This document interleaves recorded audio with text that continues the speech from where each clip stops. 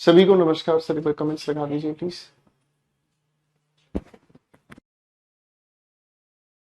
स्वागतों से ऊंची उड़ान हमारी होगी।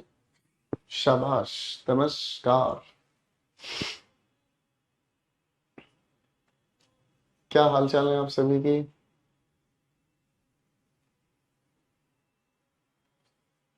परिंदों से ऊंची उड़ान हमारी होगी, एक बार नहीं कई बार होगी।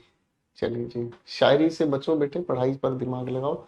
आप सभी को नमस्कार। आप सभी बच्चों का स्वागत है करियरविल ऐप पर। और पिछली क्लास में हम लोगों ने प्यारी सी बात पढ़ने की कोशिश की थी, और पिछली क्लास से हम लोग कर रहे हैं कहानी। और ये कहानी है क्वेश्चन टैग्स की। ये कहानी है क्वेश्चन टैग्स की। हमने पिछली क्लास में क्वेश्चन टैग्स पढ़ा है ना बच्चों। और जहां तक मुझे याद है, आप लोगों ने क्वेश्चन टैग्स में सिंगुलर सब्जेक्ट्स की जानकारी ली थी। बोलो हाँ।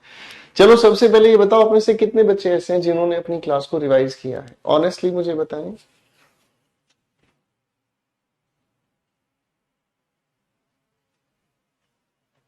हेलो बेटा। हेलो सर, आ जाइए सर। कितने बच्चों ने रिवीजन लगाई है? आ जाइए सर, आ जाइए। जल्दी बताओ बेटा।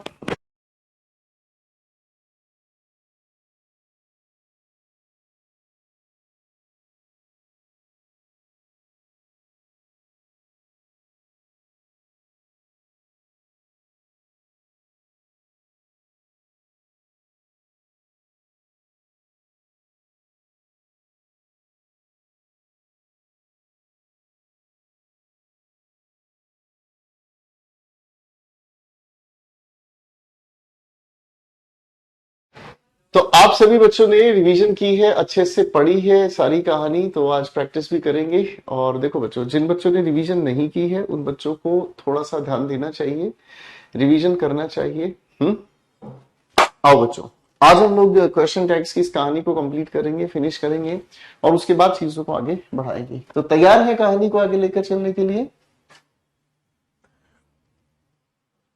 अस्सलाम वालेकुम मेरे भाई। चलिए कहानी को शुरू करते हैं। आगे कहानी को बढ़ाने के लिए आइए मेरे प्यारे दोस्तों, थोड़ा सा हम मेहनत करने की कोशिश करते हैं। और हमारे क्वेश्चन टैग के डिस्कशन में ऑलमोस्ट हमने सारी कहानी पढ़ ली थी। बस एक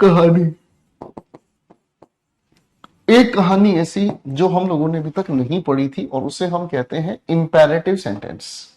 ठीक है, उसे हम कहते हैं इंपैरेटिव सेंटेंस। तो मेरे बच्चों, एक बार जरा आप मुझे ये बताइए कि ये इंपैरेटिव सेंटेंस होता क्या है? बताओ जरा मुझे फटाफट से। आज अच्छा लग रहे हैं। थैंक यू सो मच भाई। Thank you so much. अच्छे तो हम रोज लगते हैं, लेकिन तुमने कभी अच्छी नींद से देखा ही नहीं मेरे भाई। हाँ जी। चलो फटाफट से एक बार मुझे इंपैरेटिव सेंटेंस की जानकारी दे दीजिए, इससे मुझे पता चल जाएगा कि क्या है कहानी जो आप लोगों ने घर से पढ़ी है। ठीक है, तो थोड़ा सा इंपैरेटिव सेंटेंस की जानकारी दे दीजिए बस।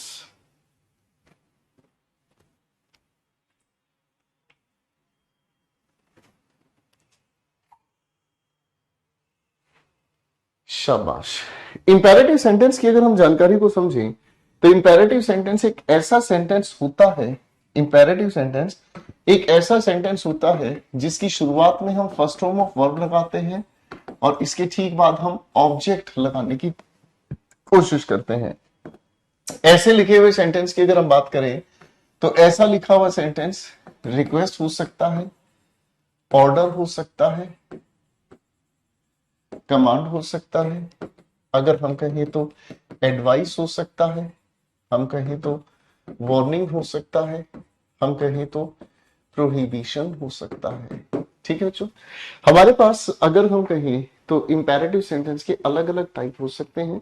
और इंपैरेटिव सेंटेंस की अगर हम बात करें, चलो मैं काम करता हूं, कुछ सेंटेंसेस आप सभी के सामने लिखूंगा, आप उन सेंटेंसेस को पढ़कर देखिएगा। ठीक है बच्चों, मैं आपके सामने कुछ सेंटेंसेस लिख रहा हूं, ठीक है, आप उन्हें पढ़कर देखिएगा। पढ़ने के बाद आपको समझ में आएगा कि उनके अंदर क्या कहानी है। ठीक है जी, मैं कुछ सेंटेंसेस लिख रहा हूं, उसे पढ़कर देखिएगा।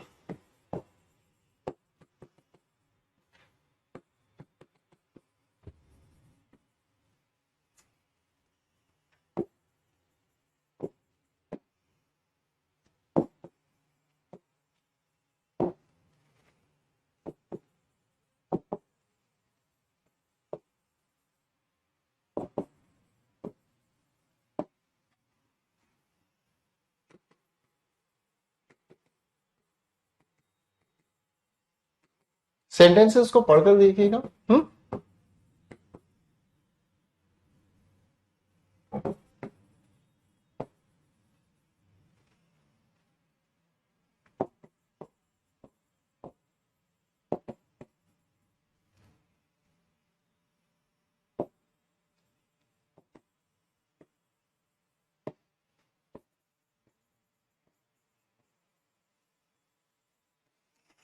एक बार इन सभी के सभी सेंटेंसेस को पढ़कर देखो बेटा।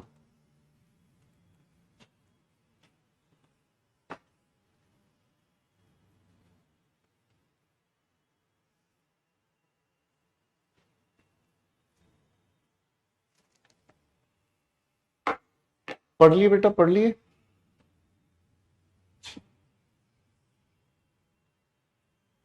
शाबाश।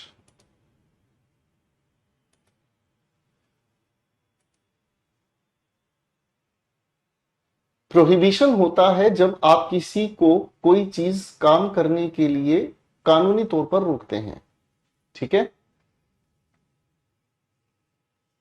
प्रोहिबिशन का मतलब होता है जब आप किसी को कोई काम करने के लिए कानूनी तौर पर रोकते हैं या किसी नियम की वजह से कोई काम करने के लिए रोकते हैं। ठीक है सर, आप मेरी कमेंट नहीं पढ़ते, हम आपकी कमेंट नहीं पढ़ते क्योंकि हम आपसे प्यार नहीं करते हैं। पढ़िए बच्चों।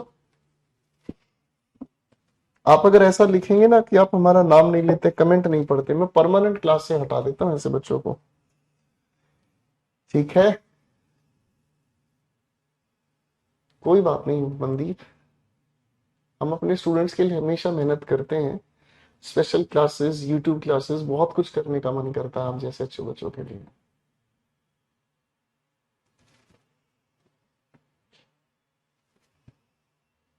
अब इन सभी के सभी सेंटेंसेस को जब आप पढ़ते हैं, जैसे मान लीजिए मैं इस लिखे हुए सेंटेंस को अगर पढ़ने का काम करता हूं तो मेरे सामने ये जो सेंटेंस लिखा है शट द डोर, मेरे सामने जो सेंटेंस लिखा है शट द डोर, मैं इसको पढ़कर दिखाऊंगा। आप इस बात को ध्यान से ऑब्जर्व करना। ठीक है, मैंने इस सेंटेंस को पढ़ा शट द डोर, आप कहोगे सर ये ऑर्डर हुआ, अरे हाँ ना, आप कहोगे सर ये तो ऑर्डर हो गया, मैंने कहा शट द डोर, आपने कहा सर ये ऑर्डर है।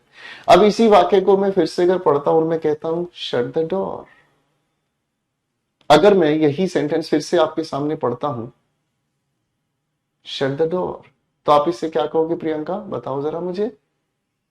आप कहोगे सर अब ये ऑर्डर नहीं रहा, अब तो ये रिक्वेस्ट बन गया। अरे हाँ है ना, तो इसका मतलब हमें एक छोटी सी बात समझ में आ रही है कि सेंटेंस वही है, सेंटेंस वही है, लेकिन हकीकत में जो चीज बदल रही है ना, वो बदलने वाली चीज क्या है, हमारी टोन। क्या बदल रही है भाई, जो चीज हकीकत में बदल रही है वो बदलने वाली चीज क्या है, हकीकत में टोन। आप इन्हीं वाक्यों को ऊंची टोन में भी बोल सकते हो और नीची टोन में भी बोल सकते हो। हाँ ना, क्या मेरी बात समझ पा रहे हैं बच्चों? आप इसी लिखे हुए वाक्य को ऊंची टोन में भी बोल सकते हो, आप इसी वाक्य को नीची टोन में भी बोल सकते हो, और ये टोनल वेरिएशन ही इनके क्वेश्चन टैग बनाती है। ठीक है, ये टोनल वेरिएशन यानी कि टोन की जो वेरिएशन है, ठीक है, इसी की वजह से हम लोग इसका क्वेश्चन टैग बनाते हैं। जैसे अगर आप कहते हैं दरवाजा बंद करो, तो ये क्या बन गया, आदेश यानी कि ऑर्डर बन गया, है ना। और फिर आप अगर यही चीज बोलने का काम कर रहे हैं दरवाजा बंद करो, तो यही चीज क्या बन गई, रिक्वेस्ट बन गई, है ना। तो रिक्वेस्ट और ऑर्डर इस कैटेगरी के जितने भी ये शब्द है ना, इन सभी के सभी शब्दों के अंदर टोनल वेरिएशन है। और सबसे पहले हम लोगों को समझने की जरूरत है किस चीज को, किसी भी रिक्वेस्ट या ऑर्डर को नहीं, रिक्वेस्ट या एडवाइस को। पहले हम इनको समझेंगे, क्यों, क्योंकि जब भी किसी को हम रिक्वेस्ट या एडवाइस देते हैं, ठीक है, जब भी हम किसी रिक्वेस्ट या एडवाइस की बात करते हैं तो रिक्वेस्ट या एडवाइस हम हमेशा नीची टोन में देते हैं, है ना। हम हमेशा क्या करते हैं, नीची टोन में यूज करते हैं। ठीक है जी, अरे बोलो हाँ, ठीक है, एक बात हमें समझ में आ रही है, क्लियर है, नीची टोन में। जब भी हम नीची टोन में किसी को रिक्वेस्ट या एडवाइस करते हैं तो इसके क्वेश्चन टैग के लिए हम प्रेफर करते हैं किस चीज को, वुड यू। ठीक है जी, किसको यूज करते हैं बच्चों, वुड यू। कभी कभी वुड यू ऑप्शन में हमें नहीं मिलता, तब हम उसकी जगह पर यूज कर सकते हैं किस चीज को, विल यू को। ठीक है जी, किसको यूज करते हैं, विल यू को। फाइन, ठीक इसी तरीके से अगर हमारे सामने कोई भी इंसान है जिसको हम ऑर्डर दे रहे हैं या फिर वार्निंग दे रहे हैं, वार्निंग नहीं तो किसी को प्रोहिबिशन दे रहे हैं। प्रोहिबिशन का मतलब होता है किसी को कानूनी तौर पर कोई काम करने से मना करना। जैसे कहीं पर लिखा हुआ है डू नॉट पार्क हेयर, कहीं पर लिखा हुआ है डू नॉट पार्क हेयर, यहां गाड़ी ना खड़ी करे, तो ये क्या हुआ, कानूनी तौर पर आपने मना कर दिया। अगर यहां गाड़ी खड़ी करेंगे तो आपका चालान कट जाएगा। मेरी बात समझ रहे हैं? बात समझ में आ गई? तो यहां आपकी गाड़ी का चालान काटा जाएगा, वट एवर। ठीक है जी। तो ऑर्डर है, वार्निंग है, प्रोहिबिशन है, जब भी हम इनकी बात करते हैं तो इनके लिए हमारी टोन ऊंची होती है। और जब टोन ऊंची हो गई तो क्वेश्चन टैग बनाने के लिए हम लोग विल यू का नेगेटिव लेकर चलते हैं, वोंट यू। कभी कभी वोंट यू ऑप्शन में नहीं मिलता, तब हम यूज करते हैं किस चीज को, कांट यू को। ठीक है बच्चों, किस चीज को यूज करते हैं, कांट यू को। दो बातें समझ में आ गई? अरे बोलो हाँ। फिर ऐसी भी तो संभावना है, आप कहेंगे कि सर अगर लिखे हुए सेंटेंस में पहले से ही डू नोट से सेंटेंस लिखा हुआ हमें नजर आया या नेवर से, तो हम क्या करें? तो करने वाली कोई बात नहीं बचती बच्चों, क्योंकि पहले से ही अगर सेंटेंस नेगेटिव है तो हम इसके लिए यूज करने का काम करते हैं या तो विल यू को, या फिर हम यूज करने का काम करते हैं कैन यू को। बात समझ रहे हैं? हम या तो यूज करते हैं विल यू को या फिर हम यूज करते हैं कैन यू को। ठीक है जी, बात समझ रहे हैं? या तो विल यू को हम यूज करते हैं या फिर हम कैन यू को यूज करते हैं। ठीक है जी। अब आपके दिमाग में ये चीज आएगी कि सर हमारे सामने ये सेंटेंस लिखा है, हम तो इसे दोनों तरीके से पढ़ सकते हैं। जैसा आपने हमें बताया, हम इसे दोनों तरीके से पढ़ सकते हैं। हम तो इसे ऊंची टोन में भी पढ़ सकते हैं, हम इसे नीची टोन में भी पढ़ सकते हैं, है ना? हमें पेपर में कैसे पता चले कि इसके लिए कौन सी टोन हमें यूज करनी है? तो यहाँ आपको इस तरीके के वाक्य बोलकर देखने हैं, जो मैं आपको थोड़ी देर पहले कह रहा था। आप जब इन सेंटेंसेस को बोलकर देखोगे, आप जब इन सेंटेंसेस को बोलकर देखोगे, तब बोलने से ही आपको ये पता चलेगा कि इन सेंटेंसेस की सही टोन क्या है। ठीक है। अब मेरे सामने अगर ये सर लिखा है वाक्य, ठीक है, अगर इसी लिखे हुए वाक्य से पहले मैं ये आपके सामने लगा दूं तो सोचकर बताओ ये क्या बन गया?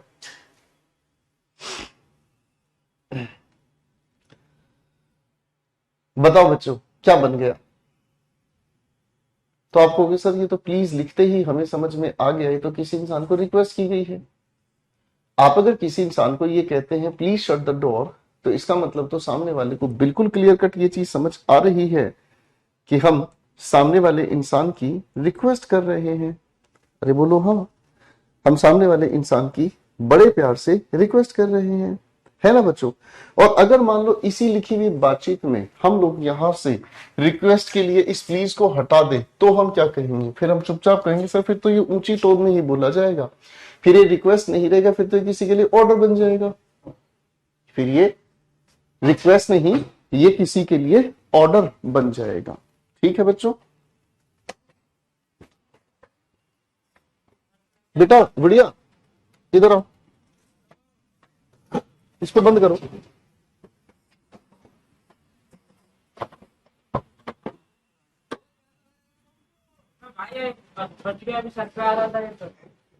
कोई बात नहीं, कोई बात।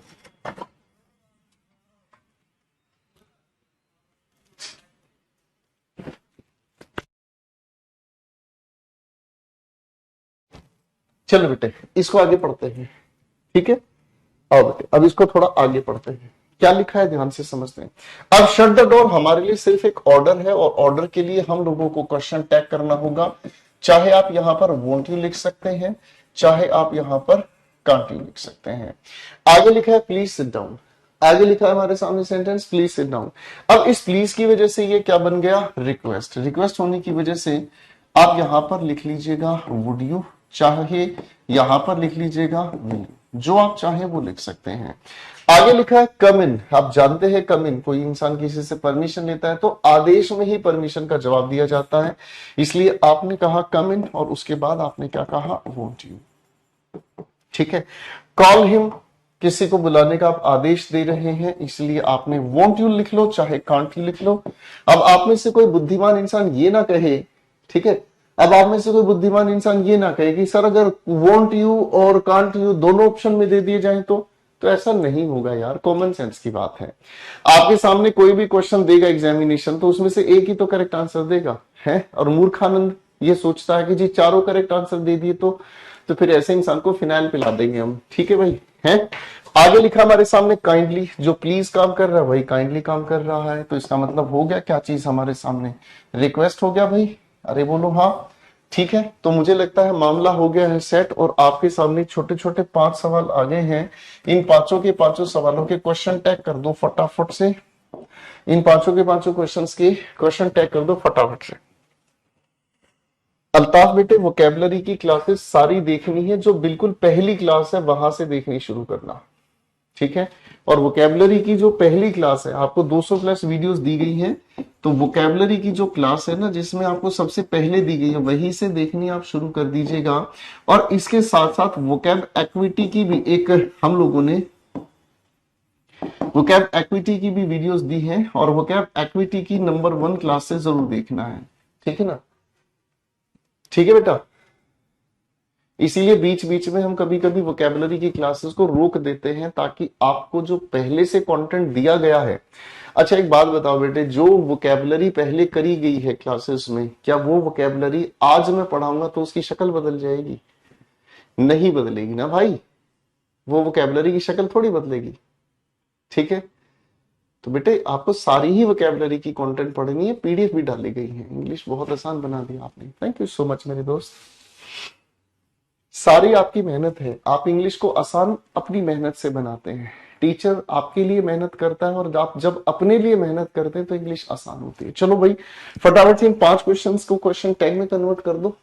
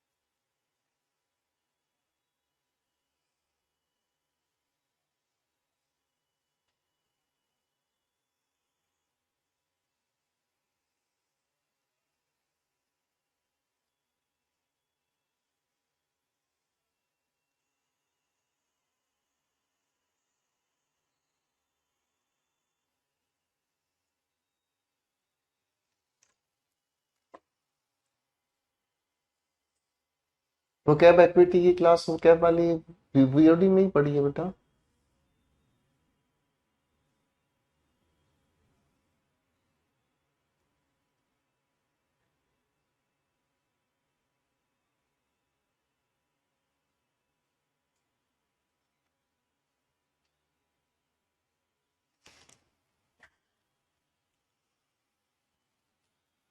चलिए बच्चों, आंसर्स बना लिए हैं तो एक बार इनको वेरीफाई करते हैं। Do not waste your time, आपने इधर लिख दिया है, कहानी खत्म।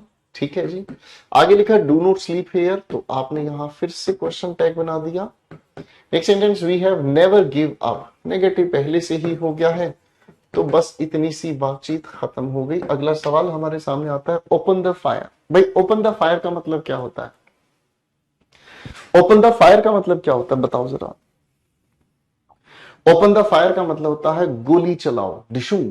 ठीक है जी, ओपन द फायर, आग खोलो, ये नहीं होता इसका मतलब। ओपन द फायर, गोली चलाओ। ठीक है, तो भाई हमने लगा दिया क्वेश्चन टैग। वोंट यू कह दो, चाहे कांट यू कह दो, जो भी आप कहना चाहो कह सकते हैं। अगला सवाल है मार्च अहेड। मार्च अहेड का मतलब होता है आगे बढ़ो, ये सब मिलिट्री ऑर्डर्स हैं, आगे बढ़ो। तो भाई आ जाओ, फिर आगे बढ़ने की बात हो रही है तो हमने फिर से लिख दिया, या तो वोंट यू, चाहे हम लिखना चाहें तो यहां लिख सकते हैं कांट यू। ठीक है बेटा, तो क्वेश्चन टैग्स लगाने बड़े आसान है जब बात इंपैरेटिव्स की है।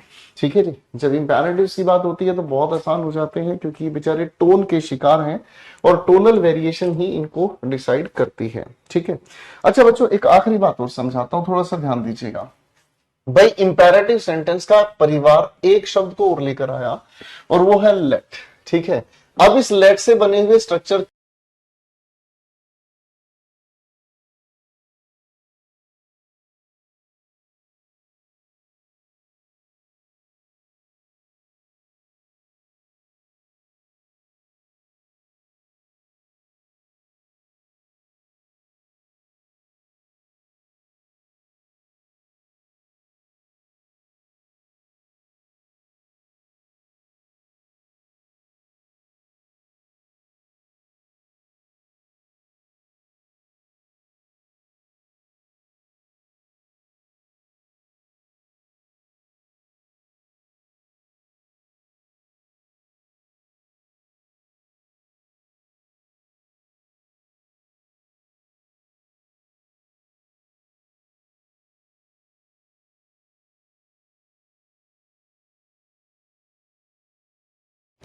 आवाज आ रही है बच्चों? हेलो एवरीवन, एक बार सारे बच्चे रिस्पॉन्स देंगे जरा मुझे। क्लास बिल्कुल चल रही है, अचानक से कोई टेक्निकल इश्यू आने की वजह से आप लोगों की क्लास मुझे लगता है रुक गई थी। आप एक बार मुझे सारे बच्चे बताएं बेटे, क्लास ठीक से चल रही है? आप मुझे ठीक से सुन पा रहे हैं? बताओ मेरे बच्चों, क्या मुझे ठीक से सुन पा रहे हैं, ठीक से देख पा रहे हैं?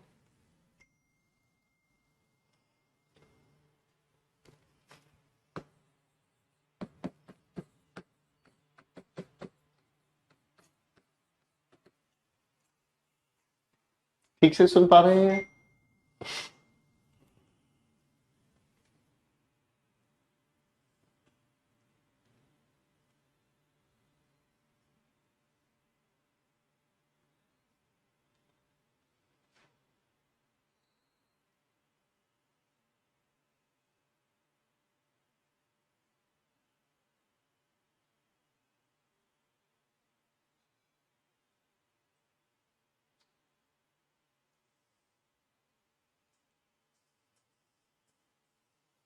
चलिए ठीक है बेटा। अब देखो, एक हमारे इस सेंटेंसेस के टाइप्स में इंपेरेटिव का ही एक और चाचा का बेटा है। इंपेरेटिव सेंटेंसेस का एक चाचा का बेटा, इसको भी देख लेते हैं। और इस लिखे हुए तरह के सेंटेंस की अगर हम बात करें तो ऐसे लिखे हुए सेंटेंस में ये जो देने का काम करता है सजेशन, या फिर ये देने का काम करता है प्रपोजल। ठीक है, या तो ये किसी इंसान को सजेशन देने का काम करता है, या फिर ये किसी इंसान का प्रपोजल देने का काम करता है। ठीक है, सजेशन या प्रपोजल देने की अगर हम बात करते हैं तो सजेशन या प्रपोजल, सुझाव या प्रस्ताव जिसे हम कहते हैं। आपने कभी किसी को कोई सुझाव दिया हो? हैं जी, बताओ।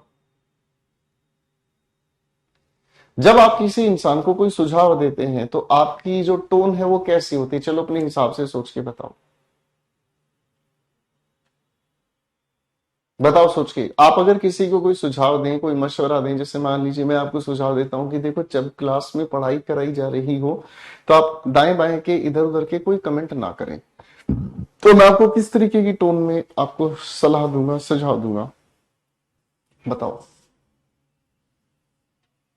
तो आप कहेंगे सर जब भी आप किसी को सजेशन या प्रपोजल देते हैं तो आपकी टोन हमेशा लो रहती है।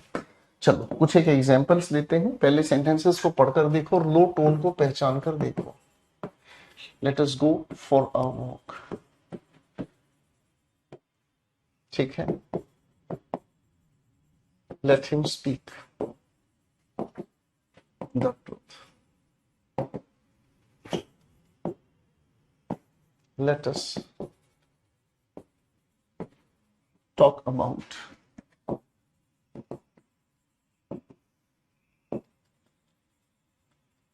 career will cricket league.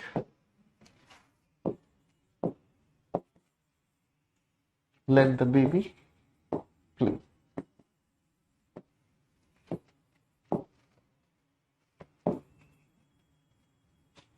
Let Radha dance. एक बार इन सभी सेंटेंसेस को पढ़कर देखो बेटा।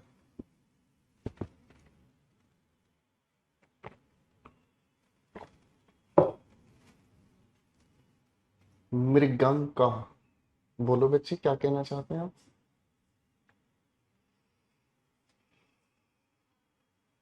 आप जब इन सभी के सभी लिखे हुए सेंटेंसेस को ऑब्जर्व करेंगे मेरे दोस्तों, आप जब इन्हीं सेंटेंसेस को ऑब्जर्व करेंगे तो आप एक चीज महसूस करेंगे, जब भी हम किसी को सजेशन देते हैं या किसी भी इंसान को प्रपोजल देते हैं तो सजेशन या प्रपोजल के लिए हमारी टोन नीची रहती है। ठीक है जी, सजेशन के लिए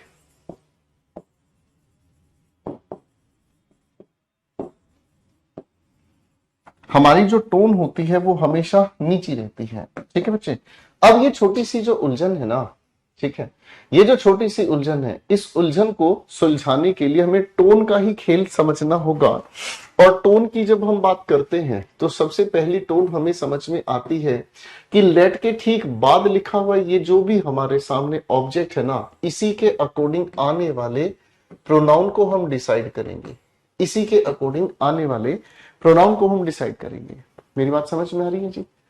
ठीक है, तो प्रोनाउन को डिसाइड करने से पहले हमें ये देखना जरूरी होगा, प्रोनाउन को डिसाइड करने से पहले हमें ये देखना जरूरी होगा कि लेट के बाद लिखा हुआ शब्द कौन सा है। ठीक है बच्चों, आओ इस प्यारी सी बात को समझने का काम करते हैं। तो सबसे पहले हमें समझ में आता है कि अगर लेट के बाद हमें अस लिखा हुआ नजर आया तो इस अस की वजह से ही हम लोग प्रोनाउन यूज करते हैं सिर्फ वी को, और वी के अनुसार हम लोग यूज करते हैं किस चीज को, शेल। नेगेटिव इसलिए नहीं होगा क्योंकि प्रपोजल या सजेशन की जो टोन है वो नीची है।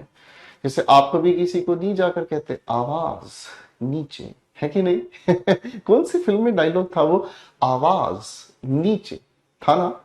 किसी फिल्म में डायलॉग था, मुझे याद नहीं आ रहा है, तुम मुझे याद कराओ जरा फटाफट से। ठीक है, अच्छा भाई, फिर दूसरा नियम ये आता है कि अगर लेट के साथ कोई और शब्द लिखा हुआ हो तो हम इसके लिए एक ही क्वेश्चन टैग फिक्स कर लेते हैं, और वो क्या हो गया, विल यू। ठीक है जी। और तीसरी बात अगर हम कहना चाहें, चलो मैं कुछ नहीं कहूंगा, पहले काम करो, इन दो नियम के आधार पर इनके जरा क्वेश्चन टैग बनाकर दिखाओ। तब तक मैं आपके लिए चाय मंगवा देता हूं, पी कर दिखाऊंगा। बहुत बढ़िया।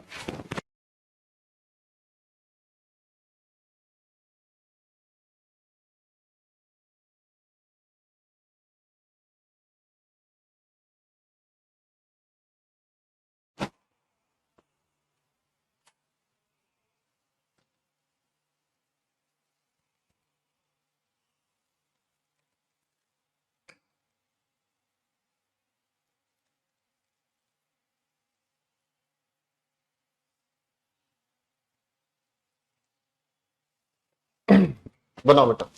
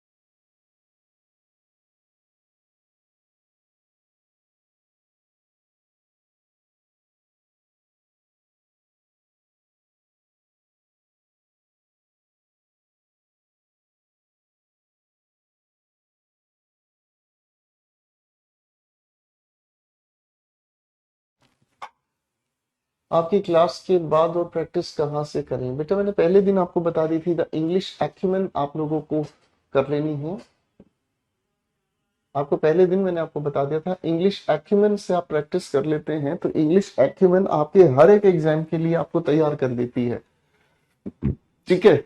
और दूसरी बात, आप लोगों की जो द वोकैब विट्स है उसमें आपको वोकैबुलरी की प्रैक्टिस लगाने वाली एक्सरसाइज मिलेगी। तो ये दोनों जो बुक्स हैं, इन दोनों बुक्स से आपको मृगांक का काम करना है, ठीक है। देखो असली बात ये होती है, आप मॉक टेस्ट लगा लो, वो भी अपने आप में एक अच्छी बात है। लेकिन मॉक टेस्ट में ना एक दिक्कत ये होती है कि आप कोई भी एक मॉक टेस्ट लगा लेते हो, आपका मान लीजिए एक अच्छा स्कोर आ जाता है, आपने फिर मॉक टेस्ट दूसरा लगाया, फिर तीसरा, फिर चौथा, फिर पांचवा। तो कुछ एक मॉक टेस्ट ऐसे होते हैं जो एग्जामिनेशन बनाने वाले उल्टे सीधे बना देते हैं। मतलब आप समझिएगा, जितने भी ये मॉक टेस्ट बन रहे हैं ना, इनको चाहिए क्वेश्चंस। क्वेश्चंस कहाँ से मिलेंगे? क्वेश्चंस मिलेंगे उनको द इंग्लिश एक्यूमेन से। इंग्लिश एक्यूमेन के अंदर आप जिन बच्चों ने इंग्लिश एक्यूमेन बुक खरीदी है वो जानते हैं कि एक टॉपिक से हर तरह के क्वेश्चन दिए हैं। फिल इन द ब्लैंक्स भी है, एरर डिटेक्शन भी है, सेंटेंस इंप्रूवमेंट भी है, और जो हाल फिलहाल के एग्जामिनेशन हुए हैं उन सभी को भी उसमें इंक्लूड किया गया है, ठीक है। तो भाई वे मॉक टेस्ट सीरीज भी सारी किताबों से ही लिए जाते हैं, ठीक है ना। मैथमेटिक्स का कोई ऐसा क्वेश्चन नहीं है जो राकेश यादव सर की 7300 से बाहर हो, ठीक है।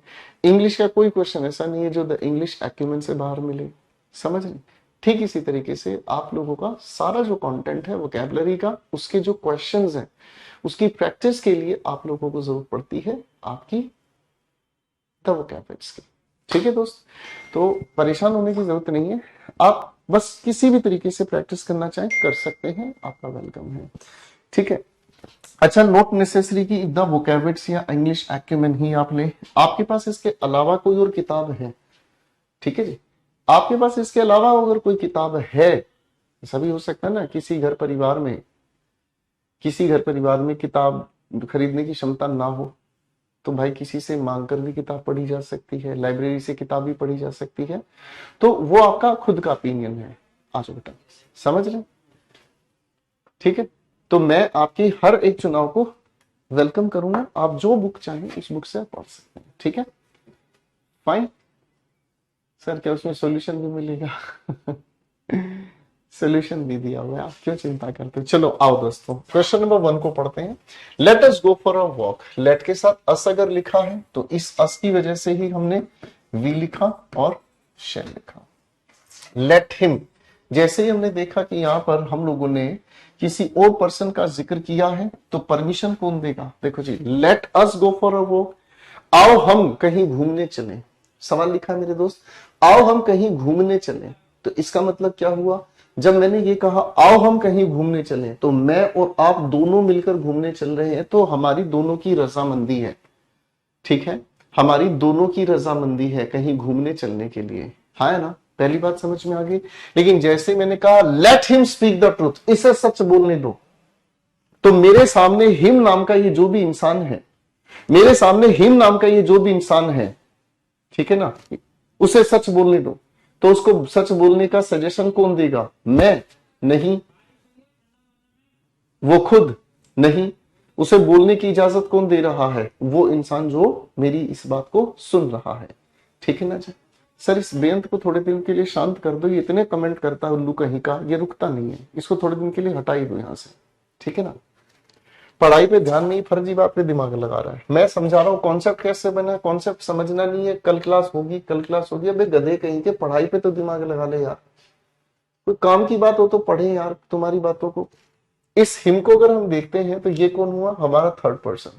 तो अप्रूवल देगा इस बातचीत के लिए लिसनर, और इसीलिए हम लोग यहाँ पर विल के साथ यू का यूज करते हैं, ठीक है। नेक्स्ट क्वेश्चन, नेक्स्ट क्वेश्चन हमारे सामने आ रहा है, let us talk about career will lead, ठीक है जी। अब यहां अगर अस का जिक्र है तो इस डिस्कशन में मैं खुद भी शामिल हूं, और इसी की वजह से हम लोगों ने यहां पर वी को चुना। आगे लिखा लेट द बेबी प्ले। अब बच्चे को खेलने की इजाजत कौन दे रहा? बच्चा खुद को तो इजाजत नहीं देगा, बिल्कुल भी नहीं। मैं अगर ये वाक्य बोल रहा हूं तो मैं भी उसको इजाजत नहीं दूंगा, है कि नहीं। तो इजाजत कौन देगा भाई बच्चे को खेलने की? जो इस वाक्य को सुन रहा है, और सुनने वाले के लिए ही हम यूज करते हैं प्रोनाउन यू को, ठीक है बच्चे। अगला सवाल हमारे सामने हाजिर है बच्चों, देखो क्या लिखा, लेट राधा डांस। यहाँ राधा की अगर बात कही है तो थर्ड पर्सन हमारे सामने हो गया और इसी के लिए हम देखते हैं विल यू।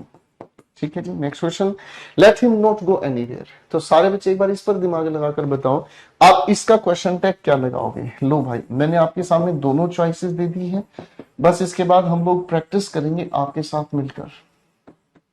बताओ सोच के जरा इसका आंसर क्या होगा।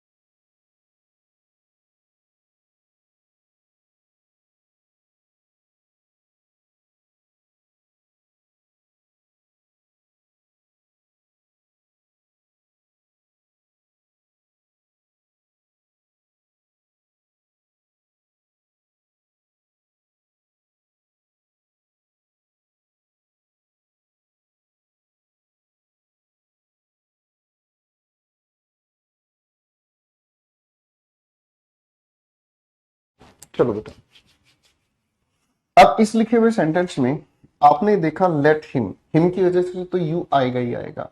यहां क्या आ गया है, नॉट। तो क्वेश्चन टैग का तो पहला नियम है ही, पॉजिटिव सेंटेंस के लिए नेगेटिव और नेगेटिव के लिए पॉजिटिव। ये तो बेचारे टोनल वेरिएशन की वजह से पॉजिटिव सेंटेंस होकर भी पॉजिटिव क्वेश्चन टैग लेकर चल रहे थे। बात समझ रहे, ठीक है, बात समझ में आ गई भाई। ये तो हमें समझ में आ गया कि ये सेंटेंसेस हमारे पॉजिटिव होकर भी पॉजिटिव क्वेश्चन टैग लेकर चल रहे थे। वजह क्या है, टोन। ठीक है बच्चे, वजह क्या है, टोन। लेकिन अगर सेंटेंस के अंदर नोट हमें लिखा हुआ मिलता है तो नोट की वजह से हम पॉजिटिव क्वेश्चन टैग को ही लेकर चलेंगे, ना कि नेगेटिव। तो यही चीज मैं यहां पर तीसरी बातचीत में आपको समझा रहा था कि लेट के साथ अगर हमें नोट लिखा मिलता है तो क्वेश्चन टैग के लिए हम लोग इस बात का ध्यान रखेंगे कि सेंटेंस के अंदर क्वेश्चन टैग में नॉट हमें यूज नहीं करना। बात समझ में आ रही है जी, हाँ है ना, बात समझ में आ रही है जी, क्लियर है। क्वेश्चन टैग से कितने क्वेश्चन आएंगे सीपीओ में, कुछ नहीं कह सकते।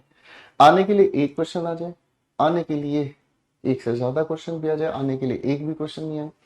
मैथमेटिक्स में अगर होता तो मैथमेटिक्स में जैसे कह दिया जाता कि परसेंटेज के 2 क्वेश्चन आएंगे, प्रॉफिट लॉस का 2 क्वेश्चन आएगा, इसका 1 क्वेश्चन आएगा, समझ रहे। इंग्लिश में अनप्रेडिक्टेड है सारी चीज। क्यों अनप्रेडिक्टेड है, कुछ नहीं जानते एग्जामिनेशन किस तरह का क्वेश्चन पूछ ले, इसीलिए मैथमेटिक्स आसान पड़ता है। मैथमेटिक्स आसान पड़ता है, इंग्लिश मुश्किल पड़ती है। मैथमेटिक्स आसान इसलिए भी पड़ता है कि अगर कोई भी क्वेश्चन हमारे कोई भी क्वेश्चन अगर हमारे सामने लिखा है, उसके 4 ऑप्शंस में न्यूमेरिकल क्वेश्चन है, तो जो हमारा सभी का आंसर होगा करेक्ट तो एक ही होगा। लेकिन इंग्लिश में कहानी दूसरी है। इंग्लिश में कहानी दूसरी है। जब तक आप ये छोटी सी बातचीत को ना समझो ना कि ये टोनल वेरिएशन क्या है, तब तक ये सारा खेल रटा हुआ है। जब तक ये टोनल वेरिएशन की जानकारी ना ली जाए ना, तब तक ये सारा खेल रटा हुआ है।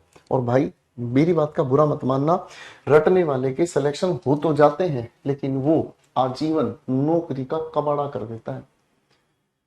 जिसने कुछ समझा नहीं है, 4 बातें रट ली और जाके पेपर में तुक्के से वो सेलेक्ट हो भी गया है ना, तो वो नौकरी नहीं करता, वो तो नौकरी को बर्बाद करके आता है। ठीक है, तो दोस्त ये सोच के मत चलो कि सीपीयू में इससे कितने क्वेश्चन आएंगे। मैं आपको कह दूं जी, इससे एक भी क्वेश्चन नहीं आएगा। आप इसको पढ़ना छोड़ दोगे, पेपर में दे दिया तो क्या करोगे बताओ जरा। आप ये तो समझो ना कि किसी भी टीचर ऑफ इंग्लिश ने पेपर थोड़ी बनाया आपके लिए। पेपर वाला पता नहीं किस पेपर के अंदर क्या क्वेश्चन डाल दे। ठीक है, बात समझ में आ रही है जी? हाँ है ना? चलो, अब इस क्वेश्चन पर आ जाओ भाई। क्वेश्चन टैग आपके सामने स्क्रीन पर है। ठीक है, क्वेश्चन टैग आपकी सामने स्क्रीन पर है। आप इन सभी के सभी लिखे हुए क्वेश्चंस को जरा बनाना शुरू करो। चलो भाई,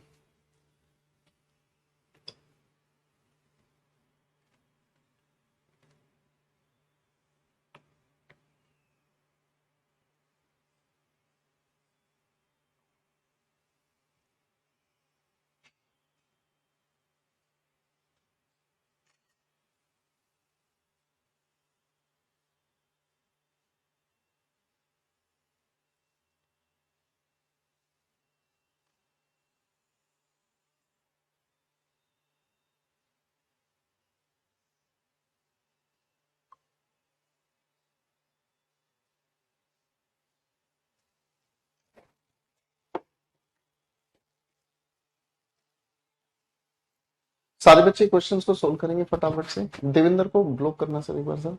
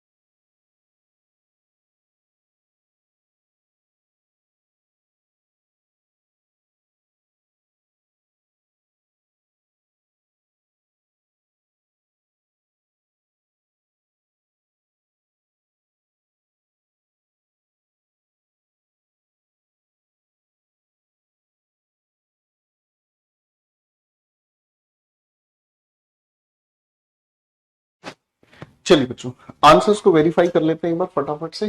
क्वेश्चन नंबर 1 हमारे सामने लिखा है most of them.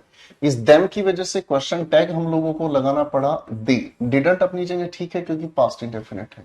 Question number 2, there was not a single seat vacant. There से अगर क्वेश्चन तैयार किया गया है तो क्वेश्चन टैग के लिए भी हमें देयर ही लगाना पड़ेगा। दे कुडंट अटेंड, सवाल लिखा है they couldn't attend, they couldn't attend the meeting, couldn't they. अब सवाल बिल्कुल सीधा सीधा है हमारे सामने, दे की दे बात कर रहे हैं, कुडंट की वजह से question tag positive. Fourth, the students haven't paid the fee. अब हैवंट की अगर हम बात कर रहे हैं तो हैव अपनी जगह होगा और स्टूडेंट्स के लिए हम लोगों को प्रोनाउन यूज करना पड़ेगा they. The publisher give me permission to write this book. Permission, अब पब्लिशर के लिए आप क्या प्रोनाउन यूज करेंगे? डिडंट तो बिल्कुल सही है। पब्लिशर के लिए आप क्या प्रोनाउन यूज करेंगे बताओ जरा। पब्लिशर के लिए आप क्या प्रोनाउन यूज करेंगे बताओ जरा।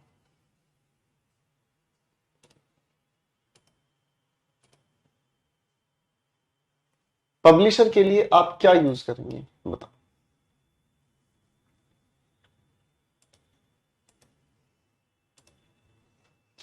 पब्लिशर बेसिकली एक वही आ गया हमारे सामने, एक ऐसा नाउन है जो मैस्कुलिन भी हो सकता है, फेमिनिन भी हो सकता है। अब ऐसी कंफ्यूजन में हम पब्लिशर को कुछ और नहीं मैस्कुलिन की प्रायोरिटी देंगे।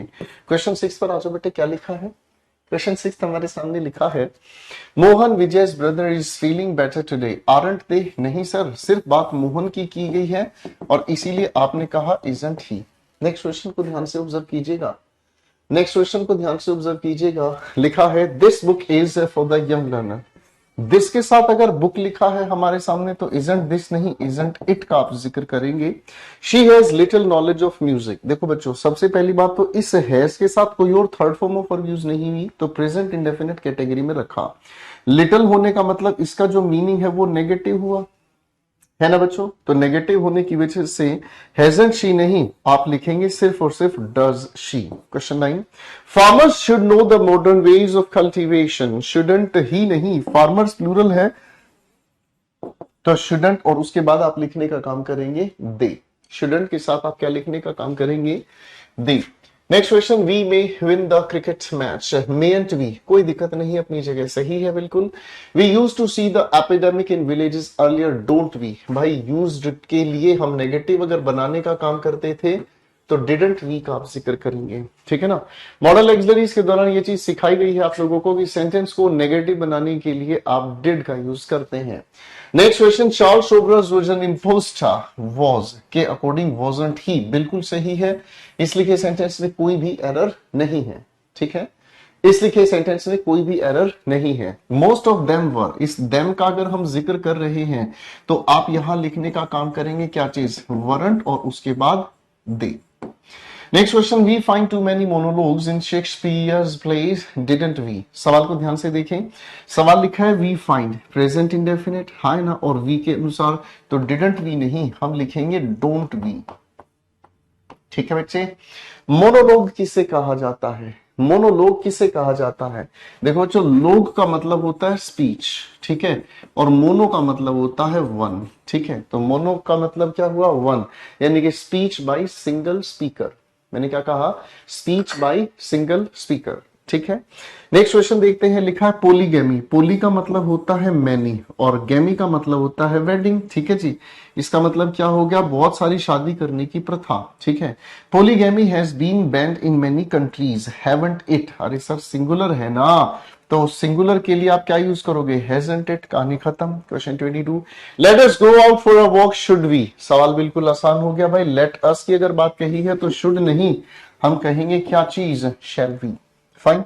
somebody entered the room, don't they? बिल्कुल गड़बड़ हो गई है भाई साहब, एंटर्ड पास्ट इंडेफिनिट है तो डिडंट यहां पर हम लोगों ने लगा दिया भाई, और दे अपनी जगह बिल्कुल सही है। पिछली क्लास में आप लोगों को बताया गया था सिंगुलर सब्जेक्ट का बिहेवियर हम कैसे रखते हैं, बोलो हाँ, ठीक है बच्चे।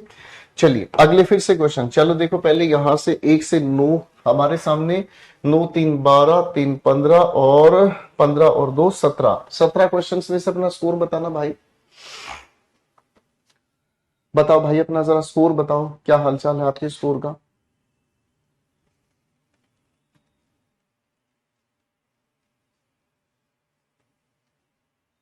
Very good. चलिए तो अगले क्वेश्चन जोर दे देते हैं प्रैक्टिस के लिए, इनको भी निपटाई दीजिए। And these are the last questions, और हमारा क्वेश्चन टैग यहां पर फिनिश हो जाएगा। ताली बजाएंगे फिर उसके बाद हम सारे के सारे। ठीक है जी। 15, 15, 17, एक गलत। Very good. 14, 17 out of 17, nice. Yo my boy, yo yo. 13 out of 15, पढ़ता नहीं है नालायक। 5 गलत हुए, कोई बात नहीं, कोई बात नहीं। 3, 3, 6, 6 तो यहां है, और मेरे बच्चे 3 और 3, 6, 7, 7 यहां है। 13 क्वेश्चंस हैं, 13 क्वेश्चंस हैं, 13 क्वेश्चंस हैं। मैं फिर से कह रहा हूं, इन 13 क्वेश्चंस को सॉलिड करके दिखा दो फटाफट से।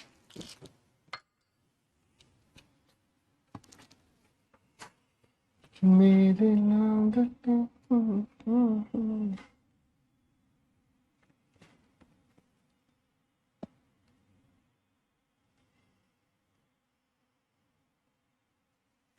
नहीं अंशु, ऐसा कुछ नहीं है, सिर्फ हेल्पिंग वर्ब ही लगाने तक सीमित रहे।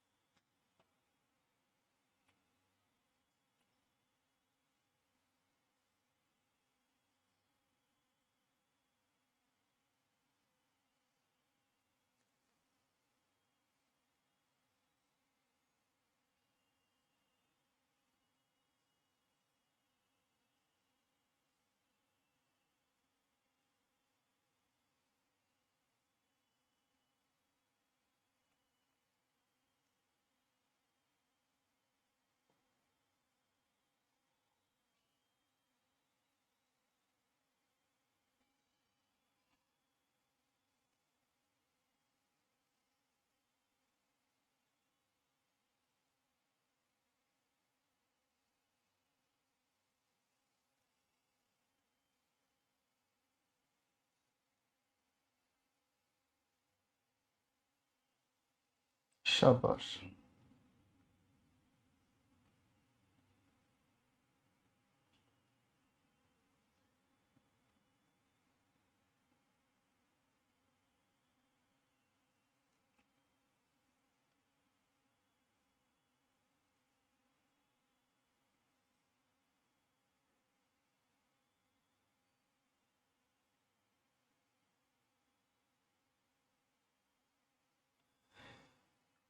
चलिए बच्चों, वेरी गुड।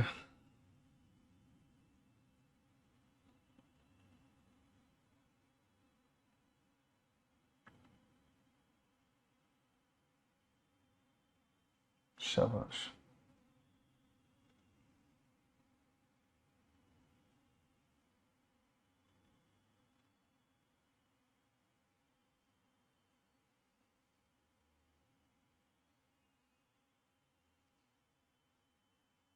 आओ बच्चों, इन सभी के आंसर्स को वेरीफाई करते हैं। क्वेश्चन नंबर 10 को देखते हैं। He would not return the money, तो विल ही नहीं यार, वुड की बात कही है तो would say he question tag बने। गिव मी 3000 रुपीज प्लीज, जैसे ही रिक्वेस्ट है तो विल यू कह लो चाहे वुड यू कह लो, कोई एरर नहीं है। Question 12, each of the students has, बच्चों स्टूडेंट्स के हिसाब से क्वेश्चन टैग हमें करना है, और यहां हैज तो हैवंट, दे अपने आप में बिल्कुल सही है, कोई एरर नहीं। Question 13, the old lady can hardly, hardly खुद में ही एक नेगेटिव शब्द है, तो कैन के साथ हमें सिर्फ ओल्ड लेडी के लिए शी लिखना है, तो कैन और उसके बाद हमें लिखना है शी। ठीक है बच्चे। Next question, I didn't go to college yesterday. आप इस क्वेश्चन को टैग अगर करेंगे तो डिड आई, क्या लिखेंगे भाई, डिड आई, ये एम नॉट, ये गलत है। ठीक है बच्चे। Question 15, she doesn't drive carelessly don't she. भाई क्वेश्चन टैग करने के लिए डज शी की हमें जरूरत है ना, क्योंकि आप जानते हैं शी तो सिंगुलर है। अरे हाँ ना, शी तो सिंगुलर है और सिंगुलर के लिए हम डू का यूज नहीं करते हैं, हम डज का यूज करते हैं। ठीक है बच्चे। Question 24, Sanjeevani was consider to be a panacea. Panacea अपने आप में वन वर्ड सब्सटीट्यूशन में पूछा जाता है, इसे हम क्या कहते हैं, क्योर फॉर ऑल डिजीज, सभी बीमारियों के लिए इलाज करने वाली दवा। सभी बीमारियों के लिए इलाज करने वाली दवा को हम कहते हैं पेनिसिया। ठीक है, फाइन। अब बच्चे संजीवनी, संजीवनी बूटी को कहा है, पता चले कोई संजीवनी किसी लेडी का नाम नहीं है, तो वॉजंट इट अपना में बिल्कुल सही है, कोई एरर नहीं है। ठीक है ना। याद है संजीवनी बूटी लेकर राम भक्त हनुमान भी पहुंचे थे। अरे याद है कि नहीं है।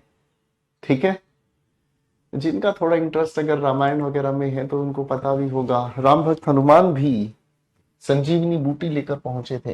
Everyone has come late today, तो क्वेश्चन टैग करने के लिए हैवंट दे बिल्कुल सही है, कोई एरर नहीं। Question 26, please lend me some money will you. अरे सर रिक्वेस्ट है तो विल यू की बात करो या वुड यू की बात करो। ठीक है, ये विल यू अपने आप में बिल्कुल सही है, क्वेश्चन टैग। ठीक है जी, फाइन। आगे पढ़ने का काम करते हैं। ठीक, लिखा हमारे सामने, the board has agreed to help her, hasn't they. ध्यान रखना कलेक्टिव नाउन, इकट्ठे मिलकर काम कर रहा है, इट का प्रयोग करें। ठीक है, याद है ना, कलेक्टिव नाउन अगर इकट्ठे मिलकर कोई काम करते हैं तो इट का प्रयोग करते हैं, अगर अलग अलग हिस्सों में बढ़ जाए तो दे का प्रयोग करते हैं। Everyone is satisfied with you. Sir everyone के लिए हम लोगों को यूज करना पड़ेगा दे, और दे के लिए हमने कहा आरंट दे। ठीक है। क्वेश्चन 29 पर आज बच्चों, neither of you can do it can't you. Sir neither खुद में ही नेगेटिव हो गया तो सिर्फ इतना कह देना काफी है, कैन यू। ठीक है बच्चे, नीदर खुद में ही जब नेगेटिव हो गया है। आखिरी सवाल आज के जिक्र का, अब ध्यान से समझने की कोशिश हमें करनी है।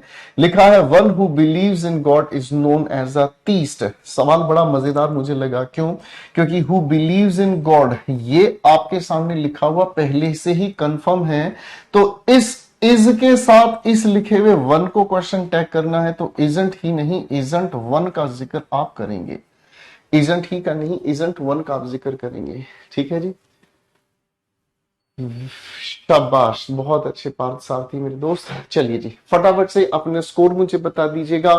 तेरा तेरा तेरा सुरूर।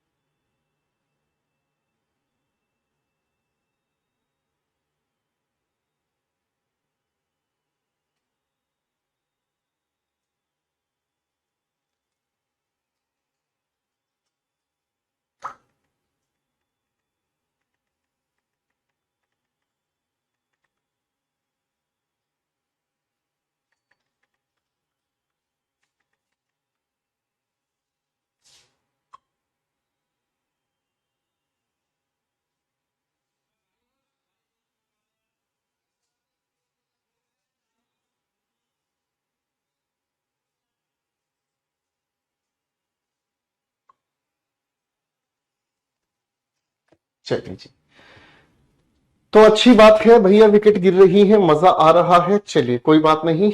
देखो बच्चों, सफल होने के लिए मेहनत करना, रिवीजन करना बेहद ज्यादा जरूरी है।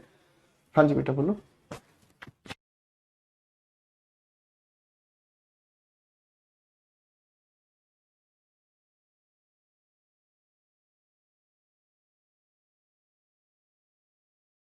ठीक है बच्चों, तो फिर आज आप पहले, एक मिनट रुको बेटा, आप आज पहले अच्छे से रिवाइज कीजिएगा, फिर हम कल मुलाकात करेंगे। ठीक है ना। और अगली क्लास में हम कहानी जब शुरू करेंगे तो एक नए टॉपिक से मिलेंगे और वॉइसेस हम पढ़ेंगे। ठीक है दोस्तों, तो आज के लिए इतना ही। थैंक